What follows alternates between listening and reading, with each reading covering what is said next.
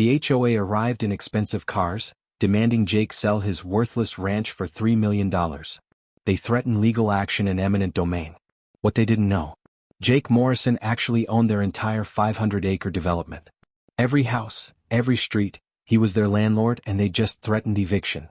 Before watching full story, comment below from you watching. Also like and subscribe for more stories. Jake Morrison was fixing a fence post when the 3 black cars pulled up to his ranch gate.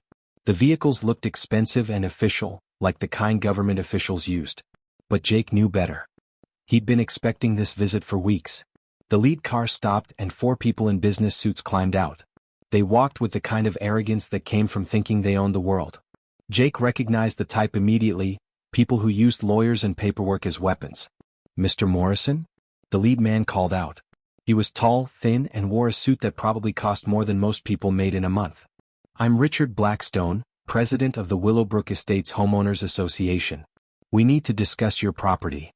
Jake set down his tools and walked to the gate. At 55 he looked like what he was: a working rancher. Worn jeans, dusty boots, calloused hands. The kind of man these suit-wearing types usually dismissed without a second thought. "What about it?" Jake asked simply. Blackstone smiled, the kind of smile sharks probably practiced in mirrors. "Mr. Morrison, your ranch is an eyesore. It's hurting property values for our entire community. The board has voted to make you an offer for your land." Jake looked past them at the sprawling ranch he'd inherited from his grandfather. 2,000 acres of prime Texas hill country, with a modest house, working barns, and cattle grazing in the distance. It had been in his family for 3 generations. "Not interested," he said. The woman next to Blackstone stepped forward. She introduced herself as Linda Harper, the HOA's legal counsel. "Mr. Morrison, I don't think you understand the situation. Your property is surrounded by our development. You're an island of rustic living in the middle of our exclusive community." "And?" Jake asked. "And it's affecting everyone's property values," Blackstone snapped, his fake smile disappearing. "Do you know what houses sell for in Willowbrook Estates? 7 figures. But not when potential buyers see your cattle and smell your barn." Jake almost laughed. These people had no idea what they were dealing with.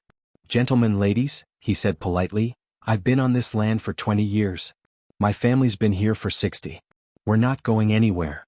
The third man, who'd been silent until now, stepped forward. "Mr. Morrison, I'm David Chin, HOA treasurer. We're prepared to offer you fair market value for your property. $3 million. Jake blinked. $3 million. "That's right," Blackstone said, his smile returning. "More than generous for this kind of property." Now Jake did laugh. A long, genuine laugh that made the HOA delegation exchange confused glances. "Something funny?"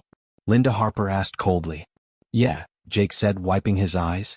"You want to buy my ranch for $3 million. It's a fair offer," Chin insisted. "Son," Jake said, still chuckling, "my ranch is worth about $50 million. So no, $3 million isn't fair. It's insulting." Blackstone's face turned red. "50 million? For this dump? You're delusional, old man." The 4th member of their group, a younger man with nervous eyes, tugged at Blackstone's sleeve. "Richard, maybe we should." "Shut up, Tommy," Blackstone snapped. Then he turned back to Jake with undisguised contempt. "Listen, cowboy, we're being nice. But we don't have to be. The HOA has legal authority to condemn properties that violate community standards." "Is that right?" Jake asked mildly. "That's right," Linda Harper said. "We can force a sale through eminent domain proceedings. Wouldn't you rather negotiate?" Jake studied their faces. These people actually believed they had power over him. It was almost sad. "Tell you what," he said. "Give me a week to think about it." Blackstone's smile was victorious. "Smart man. We'll be back next Tuesday for your answer." As their cars drove away, Jake pulled out his phone and dialed a number he hadn't called in months. "Peterson? It's Jake Morrison. Yeah, I know it's been a while. Listen, I need you to arrange a meeting with the Willowbrook Estates HOA board. All of them. Next Tuesday at 10 a.m.? No, they'll come to me. Trust me on this." The next week passed slowly. Jake went about his normal routine, feeding cattle, maintaining equipment, enjoying the peace of ranch life. But underneath, he was planning something these HOA people would never forget. Tuesday morning arrived with perfect weather. Jake was sitting on his porch when the same 3 cars returned, but this time they brought friends. 7 people in expensive suits climbed out, looking like they were arriving for a hostile corporate takeover. Mr. Morrison, Blackstone called out, his voice full of confidence. Have you made your decision? I have, Jake said, standing up. But first, I want you to meet someone. A fourth car pulled up behind the HOA vehicles. Jake's lawyer, Bill Peterson, stepped out carrying a briefcase and looking very serious. Bill was one of Dallas's top real estate attorneys, though he dressed more like a rancher than a lawyer. Folks, Jake said, this is my attorney, Bill Peterson. Blackstone looked annoyed. Mr. Morrison, bringing a lawyer won't change anything. Our offer is final. Actually, Bill said pleasantly, there's been a misunderstanding. My client isn't selling anything. You are. Linda Harper laughed. We're selling? Selling what? Bill opened his briefcase and pulled out a thick folder. Your houses, your community center, your golf course, all of it. The HOA board members looked confused. The nervous young man Tommy was looking more nervous by the minute. What are you talking about? Blackstone demanded. Bill handed him a document. This is the master deed for the Willowbrook Estates development. Take a look at who owns the land. Blackstone's face went white as he read. His hands started shaking. That's impossible, Linda Harper said, grabbing the paper. Her face went through the same transformation, confusion, shock, then horror. What? David Chin demanded. What does it say? It says, Jake said quietly, that Morrison Holdings LLC owns all 500 acres of the Willowbrook Estates development. Every house, every street, every blade of grass on that golf course. The silence was deafening. You could hear cattle lowing in the distance and wind rustling through the trees. But from the HOA board, nothing. That's impossible, Blackstone finally whispered. Read the fine print, Bill suggested. Morrison Holdings purchased the development land from Blackwood Corporation in 1987. The development was built on a 99-year lease agreement. Your homeowners don't own their land, they lease it. Tommy, the nervous young man, suddenly spoke up. Oh God. Richard, remember when we reviewed the community documents last year? There was that section about ground lease obligations. Shut up, Tommy. Blackstone snarled, but his voice cracked. Jake walked closer to the gate. See, my grandfather was a smart man. Back in the 80s he saw urban sprawl coming. So he sold the development rights to his back 40, but kept the underlying land ownership. Made a nice profit and figured he'd let his descendants decide what to do with it later. But you live on a ranch, Linda Harper stammered. You're just a cowboy. I'm a cowboy who inherited a very smart grandfather's business empire, Jake corrected.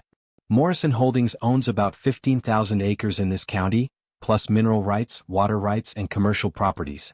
The ranch is just where I choose to live. Bill pulled out another document. The lease agreement includes several interesting clauses. For instance, if the lessee organization engages in harassment of the lessor, the lease can be terminated with 30 days' notice. Harassment, Blackstone croaked. Demanding he sell his property. Threatening eminent domain proceedings you have no authority to pursue. Making false claims about legal powers you don't possess, Jake listed calmly. I'd call that harassment. David Chin was frantically reading through the documents. The lease payments. We've been making lease payments to Morrison Holdings for 15 years. How did we not know? Because, Jake said, the payments went through 3 layers of property management companies. I kept my involvement quiet. Didn't want to complicate neighborly relations. So when you offered me $3 million for $50 million worth of property, Jake continued, and threatened to steal my land through fake legal proceedings, well, that complicated things. Linda Harper was looking through her phone frantically. I need to call our real estate attorney. There has to be a way out of this. There is, Jake said cheerfully. It's called respecting your landlord. The word, landlord, hit them like a physical blow. These people who'd been strutting around like kings suddenly realized they were tenants. And they just threatened to evict their own landlord. What do you want? Blackstone asked quietly. Jake pretended to think about it. Well, first I want an apology. A real one. For the threats, the insults, and the general disrespect. We apologize, Tommy said immediately. The others glared at him, but he didn't care. We're very sorry, Mr. Morrison. Second, Jake continued, I want the HOA to stop harassing residents over petty violations. I've been getting complaints for years about your overreach. Complaints? Linda Harper asked. From residents. See, some of them figured out who really owns their neighborhood. They've been calling my office when you people get too carried away with your little power trips. Bill handed over another folder. Noise complaints against residents for children playing. Fines for flower gardens that were non-conforming colors. A family threatened with eviction because their teenage son's car was too old for the neighborhood. All of that stops, Jake said firmly. This is supposed to be a community, not a prison. Blackstone looked like he was about to argue, then remembered his situation. Fine. What else? Third, I want the HOA board to attend a workshop on Texas property law. Apparently, you don't understand the difference between homeowner association authority and actual legal power.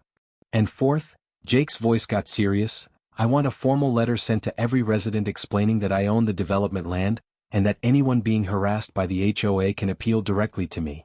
The HOA board looked like they were attending their own funeral. If we agree to all this, David Chin asked carefully, the lease continues? The lease continues, Jake confirmed. For the remaining 84 years. Unless, of course, you continue harassing people. Then we renegotiate terms. Renegotiate how?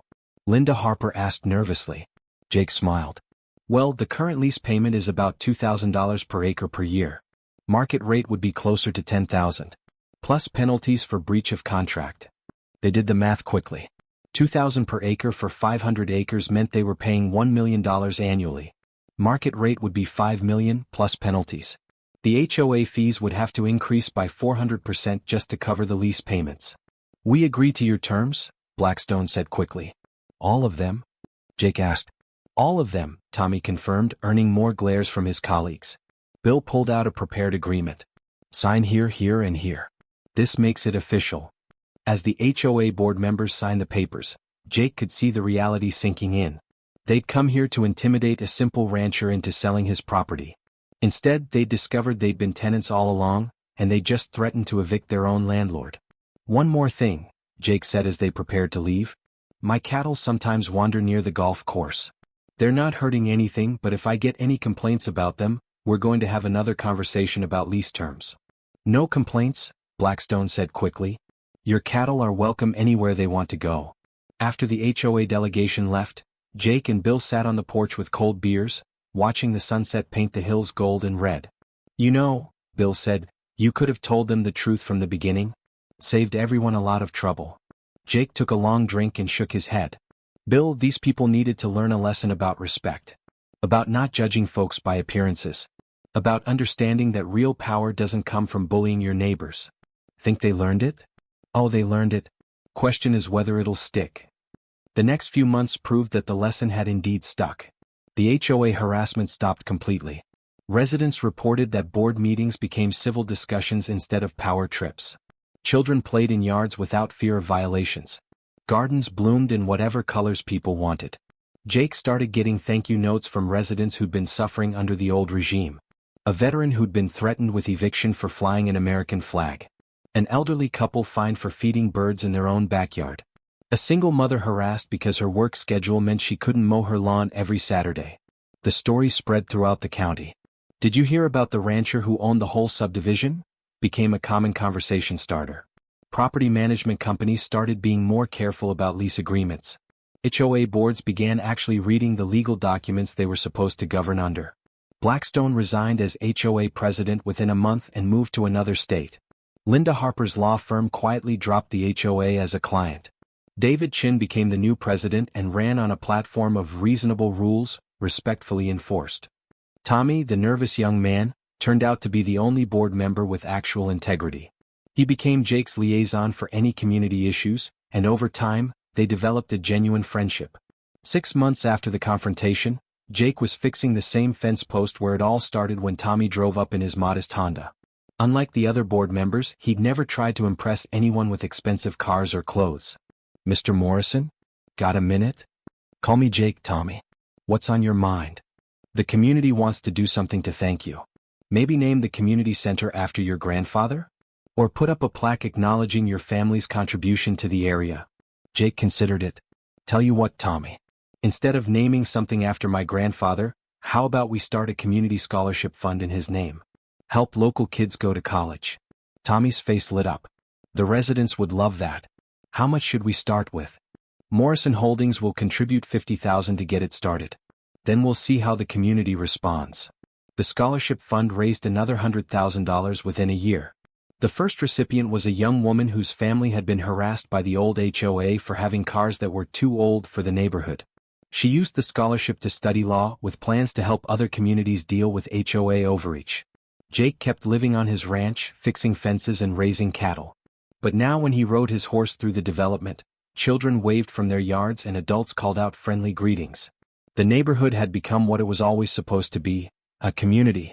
The golf course installed a special gate so Jake's cattle could graze on the rough areas, which actually improved the course's natural ecosystem. The community newsletter started featuring a monthly ranch report, with updates from Jake about local wildlife and environmental conditions. Years later, when real estate agents showed houses in Willowbrook Estates, they made sure to mention that the development was owned by a local rancher who cared about his tenants. It became a selling point, a landlord who actually lived in the community and understood its needs. Jake never raised the lease payments, even as property values increased. He kept his word about respecting the community, and they kept theirs about respecting him. The lesson became part of local folklore. Don't judge people by appearances. The person you're threatening might own everything you think you control. And real power comes from serving your community, not dominating it. Jake Morrison had taught an entire HOA board that sometimes the most powerful person in the room is the one who doesn't need to prove it. He'd shown them that true authority comes from ownership, responsibility, and respect, not from fancy suits and legal threats. And every time he fixed that fence post, he remembered the day when some city folks in expensive cars learned that the simple rancher they tried to intimidate actually owned their entire world. Sometimes the best revenge is just letting people discover the truth about who they're really dealing with. And sometimes, that truth is more powerful than any threat they could ever make.